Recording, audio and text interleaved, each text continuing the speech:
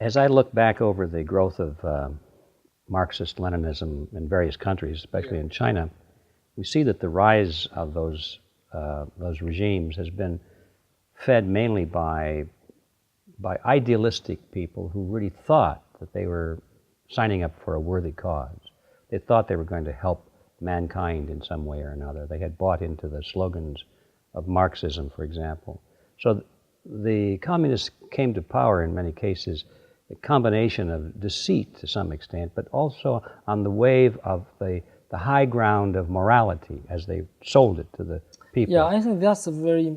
But right now what interests me about your movement is that you're pulling that out from under that rug out from under their feet. You're exposing the fact that that is not the high ground of morality. That's right. In fact, it's the depths. And so you agree with that appraisal? Yeah, I think there are three different groups of people in the history of communism. The first group was those like Marx, Engels, Lenin, Mao Zedong, or those very high-rank communist officials. They knew what they were doing.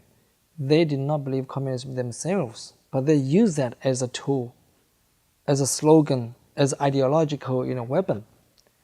And another group, so-called like real ideologists, they were attracted by the communism theories.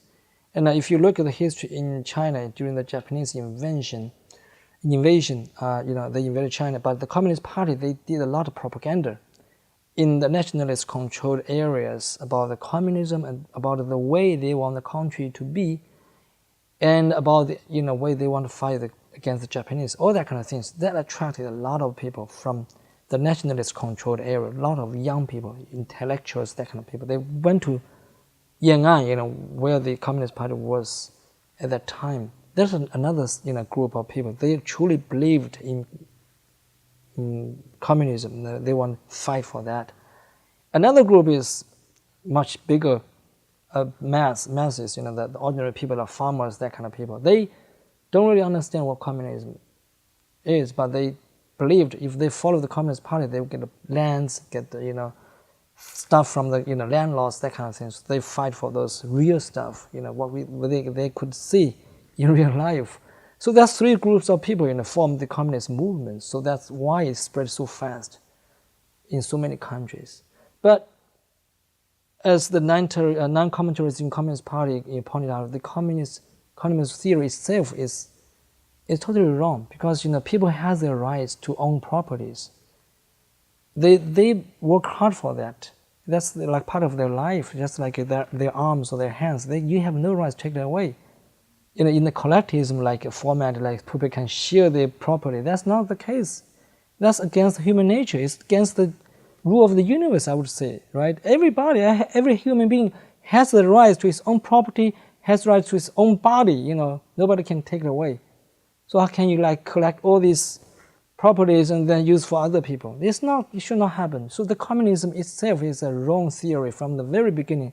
But for those poor people and for those idealist, intellectuals, they really fell into these kind of pitfalls. So that's how that, So we know right now the communism is truly evil. It's kind of evil way to control people, to persecute people, to do a lot of damage to human society. Only in this way people can really quit from the Communist Party and then end this evil practice. In the West, you hear it commonly said that communism is dead. Well, that's only wishful thinking, actually. It's not dead. It's still kicking alive in China, maybe in other countries, like North Korea, Cuba, a few of those small countries. But the thing is, they have youth capitalism right now as some kind of foresight, to play with people right now. So actually what they have been doing, they are trying to everything they could to cover up. They distort the history. They tell lies about what happened in previous years, things like that, because they control the medium. So I don't think we should have any illusion, about what's happening in China. It's not if you engage with China, with capitalism, then the Communist Party itself will evolve for the better. It's not happening. Will not happen. Well, that was, in fact, my next question going to be that, because it's commonly said that if we trade with China and we send them aid and we become partners with them, and as the Chinese people get used to television sets and internet and all these wonderful things, that they're going to change for the better and become more like us. Well, that's, as I said, wishful thinking, because if you look at the communist history, during the year of 1945, when the Japanese is about to surrender, though the Americans sent a delegate to the place where the Chinese Communist Party was staying in the northwest part of China, and the Mao Zedong told the delegation members, said that we are going to build China like America. We're going to have a democratic system. We are going to have multi-party government. We're going to have people to elect government officials. All kind of beautiful things. They have even published an article in a newspaper run by Communist Party.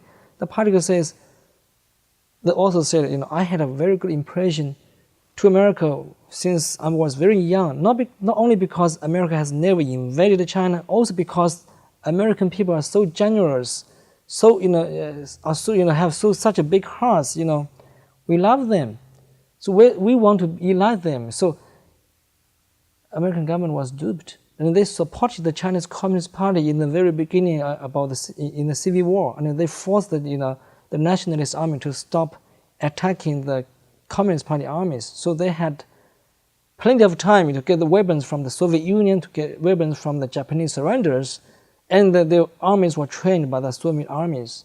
So they got strong, and they fought back against the nationalists. And then the nationalist armies lost their essence during the war against the Japanese. They lost more than 3 million soldiers, all good soldiers. So that is why and how the communists came to power in China. And the same thing happened right now. They say that we're going to do trade with you, that we're going to become market economy, you're going to become this and that. But actually, if you look at the China itself, everything is still controlled by the communists. And they still have the information blockade in China. Nobody can know the truth in China. That's what's happening.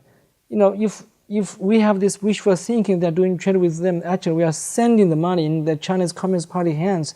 They become bigger and bigger. They continue to persecute the Chinese people, and when they are big enough, they're going to do something against America for sure.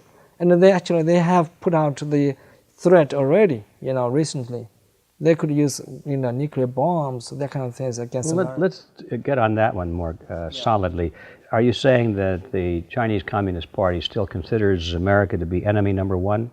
Well, actually, if you look at the propagandas made by the Communist Party in China, right now, they say that Taiwan is the most sensitive issue for Chinese Communist Party, or for Chinese people. They use this word.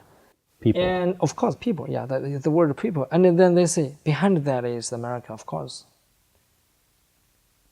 You see the point. You see the linkage.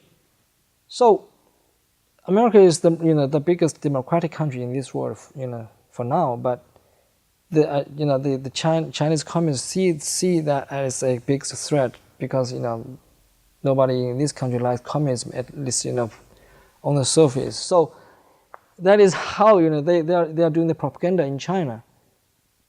Well, what happens, do you think, when finally the Chinese government feels that they have an advantage over the United States? I think they can do anything they want, because first of all, they can confiscate all those properties of American companies in China, because they have huge investment in there. If they feel like they should do this, like what Cuba did, they had all those properties from those from the American companies. They took them all. You can get nothing back, and then they can use those so-called evil countries like excess of evils like North Korea, this kind of countries, to play cards with America, to force you to give all these kind of benefits to them. So a lot of cards they can play if you don't stand against them right now. And also, they have the 1.3 billion Chinese people as hostage. Can you imagine they use their own people as hostage when they when they want to do some deal with America? They would release 1 or 2 of those political prisoners, say that we are